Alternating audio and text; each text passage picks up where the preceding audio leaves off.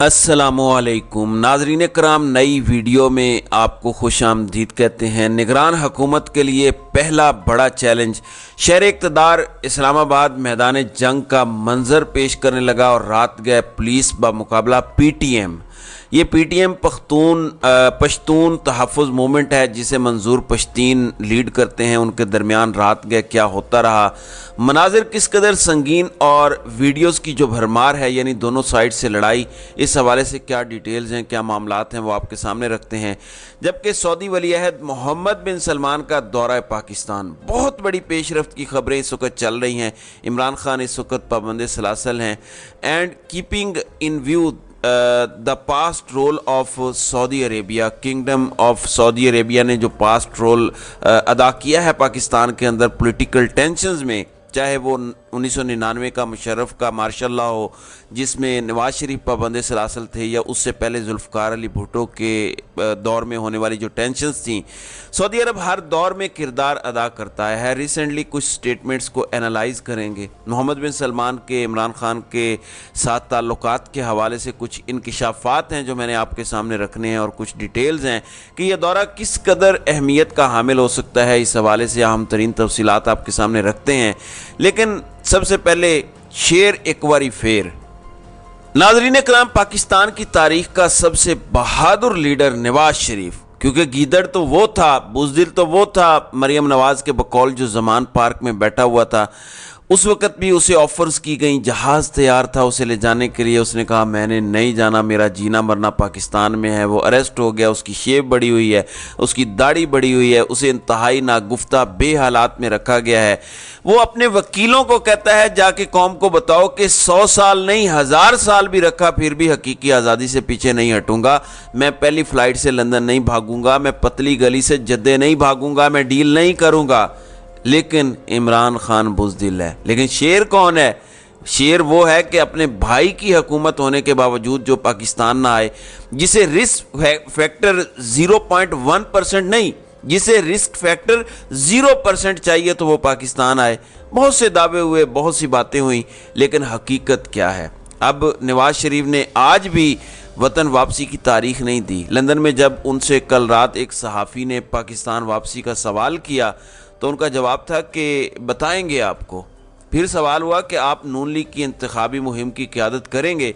इस पर नवाज शरीफ बोले इंशाअल्लाह। गुज़श्ता दिनों नवाज शरीफ फैमिली ज़राए की जानिब से उन्हीं के अपने पसंदीदा चैनल जियो न्यूज़ को तस्दीक की गई थी कि नवाज शरीफ को उनकी जमात के चंद रहनुमाओं ने सितंबर के वस्त में पाकिस्तान आने पर इसरार किया है। ज़राए के मुताबिक शरीफ ख़ानदान के वकला और सियासी रफ़का ने नवाज शरीफ दौरा मिडल ईस्ट और यूरोप के फ़ौरन बाद उन्हें वतन वापसी का मशवरा दे दिया। यानी वकला भी कह रहे हैं कि मियाँ सब चले जाएँ, लेकिन अब तस्दीक हो गई है कि नवाज शरीफ सितंबर के वस्त में वापस आएंगे। लेकिन शेर जो बहादुर लीडर है, जो बेटी को पीछे छोड़ के चला गया जेल में और ख़ुद गलत एफिडेविट अपने भाई से साइन करवा के गारंटी दिलवा के सेहत का बहाना बना के चलता बना, वो इस वक्त जा चुका है और वो इस वक्त पाकिस्तान आने की कोई डेट देने से इज्तनाब कर रहा है। नवाज शरीफ 4 साल कबल पाकिस्तान से बरतानिया इलाज करवाने गए थे और अब उनकी वापसी के इंतज़ामात को हतमी शक्ल दी जा रही है। ये कौन सा इलाज था, क्या इलाज था, ये सबको पता है। वैसे इमरान खान पर आफरीन है कि नवाज शरीफ को सज़ा हुई। उन्हें पहली अवेलेबल फ़्लाइट जब उन्हें जाने दिया जा रहा था, वो पहली फ़्लाइट से लंदन चले गए। इमरान खान को सज़ा हुई, जज पहली अवेलेबल फ़्लाइट से लंदन चला गया। नवाज शरीफ को सज़ा हुई, नवाज शरीफ बीमार हो गए। इमरान खान को सज़ा हुई, इस्लामाबाद हाई कोर्ट के चीफ जस्टिस आमिर फारूक को बीमारी पड़ गई। ये जज ऐसा बीमार है कि हर दफ़ा इमरान खान की अपील पर समात के केस को भी डी लिस्ट कर देता है। ये कुछ चीज़ें हैं जो बड़ी गौर तलब हैं, बड़ी अजीब सी हैं। दूसरी जानिब PTI के लिए इस वक्त मामलात बड़े अजीब बनाए जा रहे हैं। PTI के एक सेनेटर के बेटे को उठाया गया और उसके बेटे को अगवा करके मारा जा रहा है। उसे वीडियोज़ बना के भेजी जा रही हैं कि इसे मारते रहेंगे, कॉल पे रहो, इसकी आहें सिसकियाँ चीखें सुनते रहो, बचाना है तो अभी इसी वक्त एक छोटा सा काम करो, एक वीडियो मैसेज रिकॉर्ड करो, अपलोड करो on social media, Facebook, Twitter, WhatsApp पर, हर जगह पे, और लाताल्लुकी का ऐलान कर दो, बेटा वापस आ जाएगा। پھر سیالکوٹ میں جو کچھ ہوا، سیالکوٹ میں کل رات کو پاکستان تحریک انصاف کے رہنما عثمان ڈار کی رہائش گاہ، فیکٹری اور سیکرٹریٹ سیل کر دیا گیا۔ چلیں فیکٹری کو چھوڑ دیں، سیکرٹریٹ کو چھوڑ دیں، رہائش گاہ، گھر، جہاں پر اس سے پہلے ان کے گھر پہ کیا ہوا آپ نے دیکھا، ان کی بڑی ماں کے ساتھ میں وہ الفاظ ادا نہیں کر سکتا جو ان پولیس نما بدماشوں نے گفتگو کی۔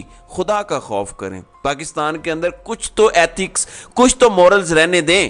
ضلعی انتظامیہ کے مطابق عثمان ڈار اور عمر ڈار دہشت گردی سمیت متعدد مقدمات میں اشتہاری ہیں، جائیدادوں کو عدالتی حکم پر سیل کیا گیا ہے۔ ضلعی انتظامیہ کا کہنا ہے کہ سول جج قدسیہ بانو کے حکم پر جائیداد سیل کر کے کرکی کے نوٹسز لگا دیے گئے ہیں۔ ذرائع کے مطابق سیالکوٹ میں ضلعی انتظامیہ اور پولیس کی بھاری نفری عثمان ڈار کی رہائش گاہ، فیکٹری اور سیکرٹریٹ کے باہر موجود ہے۔ دوسری جانب سوشل میڈیا پر بیان جاری کرتے ہوئے عثمان ڈار نے کہا کہ سیالکوٹ میں میرا گھر، فیکٹری، کاروبار مکمل سیل کر دیا گیا ہے۔ جناح ہاؤس سمیت ہر قسم کی پراپرٹی کو سیل کر کے میری بوڑھی والدہ، اہل خانہ اور بچوں کو گھروں سے نکال کر سڑک پر کھڑا کر دیا گیا ہے۔ انہوں نے کہا کہ میرے گھر کی پردہ دار خواتین اور بچوں کو گھر سے نکال کر سڑکوں پر چھوڑا گیا۔ میری بیوہ ماں، اہلیہ اور بہنوں کو زبردستی گھر سے نکال کر میرا اور میرے خاندان کا مکمل کاروبار سیل کیا گیا۔ عثمان ڈار کا کہنا تھا کہ کم از کم 2500 افراد فیکٹریوں میں کام کرتے ہیں۔ جن پراپرٹیز کو سیل کیا گیا ہے وہ میرے اکیلے کی ملکیت نہیں ہے۔ ظالم ظلم اور بربریت کی اس سطح تک گر چکا ہے جو ناقابل بیان ہے۔ انہوں نے کہا کہ ریاستی مشینری پوری قوت سے میرے خاندان پر ٹوٹ پڑی ہے۔ ماں، بہنوں اور بیٹیوں کے سر سے چادر چار دیواری کھینچنے والے اللہ کے انصاف سے ڈریں۔ آزاد ملک میں ہم سے جینے کا حق چھین لیا گیا ہے۔ جعلی مقدمات بنا کر انتقامی کارروائیوں کے لیے اپنی ہی سرزمین پر ہمیں اشتہاری بنا دیا گیا۔ عثمان ڈار نے مزید کہا کہ محب وطن پاکستانیوں سے دہشت گردوں جیسا سلوک کیا جا رہا ہے۔ اللہ کے حضور اپنی والدہ کی مسلسل تضحیک کرنے والوں کا انصاف مانگتا ہوں۔ اعلیٰ عدلیہ سے اپیل کرتا ہوں کہ اس بربریت کا فوری اور بلا تاخیر نوٹس لیا جائے۔ کیا اعلیٰ عدلیہ اس کا نوٹس لے گی؟ یہ سوال رہتا ہے۔ دیکھیں اہل خانہ کا کیا قصور ہے، عثمان ڈار کی بوڑھی والدہ کا کیا قصور ہے؟ کیا اللہ کی ذات یہ نہیں دیکھ رہی؟ کیا اس نے عدالت نہیں لگانی؟ کیا وہ سب سے بڑا منصف نہیں ہے؟ کیا اس کی لاٹھی بے آواز نہیں ہے؟ یہ ساری چیزیں کچھ ظالم ہیں جو بھول جاتے ہیں، جن کی رسی دراز ہوتی ہے اور انہیں لگتا ہے کہ یہ ہمیشہ دراز ہی رہے گی، لیکن شکنجہ کسا جا رہا ہے، ایک دن وہ عذاب کا شکار ہوں گے۔ دوسری جانب سیاست کے میدان میں کیا ہو رہا ہے؟ گریٹ گیم کا آغاز ہو چکا ہے۔ رانا ثناءاللہ کی سٹیٹمنٹ دیکھیں، انہوں نے کہا کہ حلقہ بندیاں آئینی تقاضا ہے، اس کو پورا کیے بغیر الیکشن نہیں ہو سکتا۔ پھر رانا ثناءاللہ نے کہا کہ پیپلز پارٹی کا اعتراض سر آنکھوں پر، تاہم مردم شماری جب نوٹیفائی ہو جائے تو حلقہ بندیاں اسی حساب سے ہوتی ہیں۔ آئینی تقاضا ہے کہ 2018 کے بعد الیکشن نئی مردم شماری کے تحت ہوگا اور حلقہ بندیاں آئینی تقاضا ہے، اس کو پورا کیے بغیر الیکشن نہیں ہو سکتا۔ پیپلز پارٹی کو یہ بات اچھی طرح معلوم ہونا چاہیے تھی۔ کیا ہم یہ سمجھیں کہ پیپلز پارٹی کو آرٹیکل 51 کلاز 5 معلوم نہیں ہے؟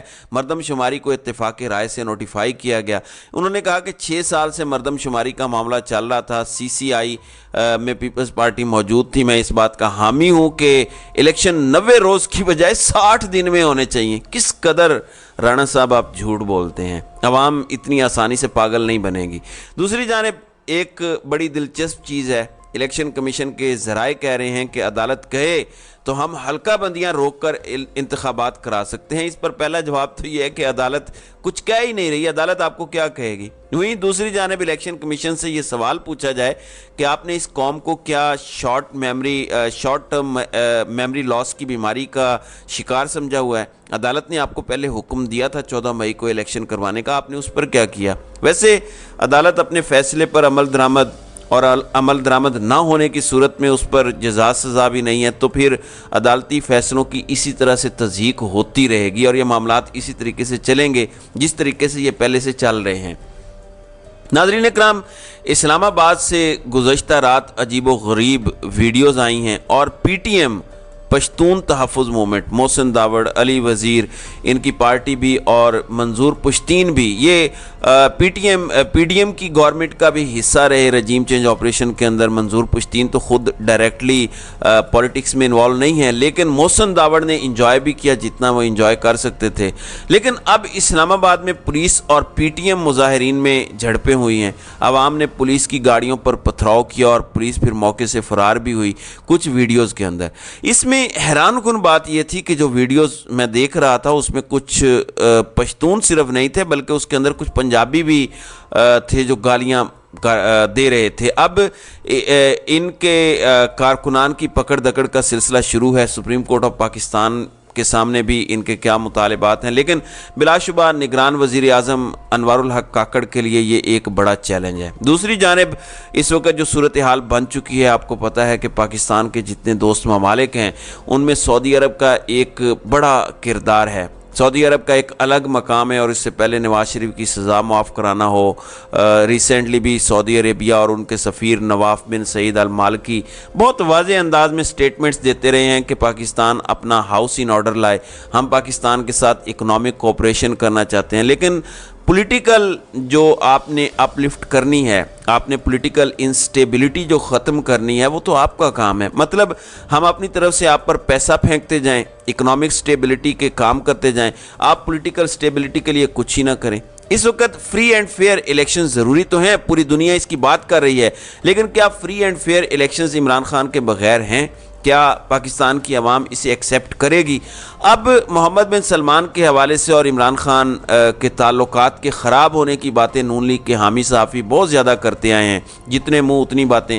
حقیقت یہ ہے کہ عمران خان پر جب قاتلانہ حملہ ہوا تو محمد بن سلمان نے ان سے رابطہ کیا تھا۔ عمران خان نے یہ بات کنفرم کی کہ وہ رابطے میں ہیں ایم بی ایس کے ساتھ۔ سعودی عرب پاکستان کے ملٹری اسٹیبلشمنٹ کا بھی بڑا ریگارڈ کرتا ہے، اور پاکستان کی اسٹیبلشمنٹ اور پاکستان بھی سعودی عرب کا بہت ریگارڈ کرتا ہے، کیونکہ ہمارا چولی دامن کا ساتھ ہے، ہمارا ایک دوسرے کے بغیر کوئی گزارا نہیں ہے۔ اب ناظرین اکرام، محمد بن سلمان کے حوالے سے یہ خبر سامنے آ رہی ہے کہ ایم بی ایس سعودی عرب کے ڈی فیکٹو رولر جو ہیں، سعودی عرب کے جو وزیر اعظم ہیں، اگر گھڑی والے معاملات اور وہ ساری باتیں سلیم صافی ٹائپ صحافیوں کی مان لی جائیں تو پھر وہ عمران خان کی صحت کے حوالے سے تشویش کا اظہار کیوں کرتے، عمران خان پر قاتلانہ حملے پر ان سے رابطہ کیوں کرتے؟ ظاہر ہے یہ باتیں ان کی خواہش ہو سکتی ہیں، خبر نہیں ہے۔ اب محمد بن سلمان بھارت میں G20 سمٹ میں شرکت کے لیے آئیں گے، اور کچھ گھنٹے یا پھر ایک دن محمد بن سلمان کے حوالے سے یہ ایکسیپٹ کیا جا رہا ہے کہ وہ پاکستان کی سرزمین پر گزاریں گے، اور انوار الحق کاکڑ سے بھی ملاقات کریں گے، آرمی چیف سے بھی ملاقات ہوگی، اور بلا شبہ اس وقت سعودی عرب کا جو رول ہوگا اس سے آٹومیٹیکلی یہ سمجھا جاتا ہے۔ اس سے پہلے کیونکہ سعودی عرب کا ٹریک ریکارڈ رہا ہے کہ وہ پاکستان کے معاملات کے اندر افہام و تفہیم اور پولیٹیکل ایک کنسنسس بلڈ اپ کرنے کے لیے اور پولیٹیکل انسٹیبلٹی اور سیاسی بحران ختم کروانے کے لیے اس سے پہلے ایک مثبت کردار ادا کر چکا ہے۔ اس لیے اس وقت بہت ایکسپیکٹیشنز بڑھ چکی ہیں کہ محمد بن سلمان عمران خان کے دوست ہیں، ایم بی ایس کی گاڑی وہ چلا رہے تھے اور ایم بی ایس ان کی گاڑی چلا رہے تھے۔ ایم بی ایس آ کے کہتے ہیں کہ مجھے پاکستان کا سفیر سمجھیں سعودیہ میں، تو اس طرح کا ان کا جو ہے وہ ایک ہے۔ تو اب ایم بی ایس کا دورہ پاکستان ایک بہت بڑے بریک تھرو کی جانب بھی اشارہ دے سکتا ہے، کیونکہ اس کی ماضی میں نظیر ملتی ہے، ماضی میں اس کی مثالیں ملتی ہیں، تو اسے اس لینس سے بھی دیکھا جا رہا ہے۔ یہ جو ایک ایکسپیکٹڈ دورہ ہے سعودی عرب کے ولی عہد کا، تو اب دیکھتے ہیں کہ چیزیں کیسے انفولڈ ہوتی ہیں۔ آنے والا وقت بہت جلد اس کو کلیئر کر دے گا۔ تو ناظرین اکرام، آپ کی اس ویڈیو کے حوالے سے کیا رائے ہے؟ آپ اپنی رائے کا اظہار کامنٹ سیکشن میں ضرور کیجیے گا۔